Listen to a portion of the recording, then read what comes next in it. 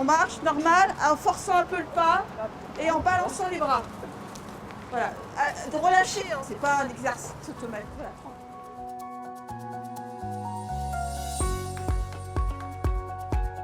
Alors le projet Apart est un projet basé autour du sport et des valeurs du sport, je dirais. On utilise le sport pour que les jeunes qui viennent nous rencontrer pour des problèmes, des difficultés, se sentent mieux et qu'ils puissent aller aussi au-delà d'eux-mêmes. Et puis on les amène vers des projets qui vont de projets sportifs en passant par des projets humanitaires et bien sûr des projets d'insertion. Les jeunes viennent cooptés par les autres, c'est-à-dire qu'il y a toujours un père qui accompagne un camarade, un cousin, une cousine, une sœur, un frère, un voisin. Réfléchis pas, tu sais, dans la vie, des fois, faut pas réfléchir à ce qu'on fait, tu sais bien ça. Toi, tu penses trop, c'est ça ton problème.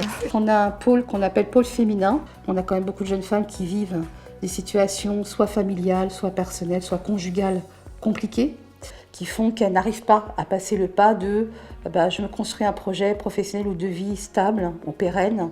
Nous, on est un peu des boosters, des reboosters. Voilà, et c'est pour ça que le sport est intéressant, parce que c'est quelque chose d'universel.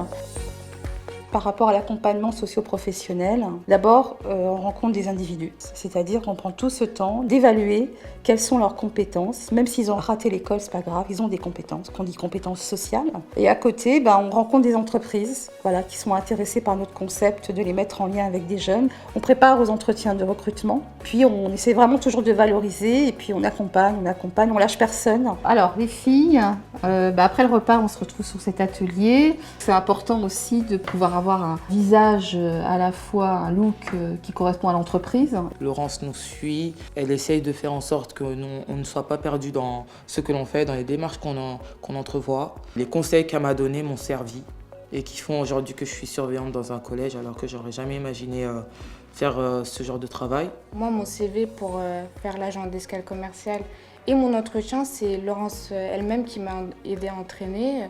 Moi, je manque de confiance en moi, du coup, je pensais que j'y arriverais pas, mais en fait, grâce à eux, j'ai pu découvrir qu'en fait, je pouvais y arriver. Et au final, j'ai des bons résultats, quoi.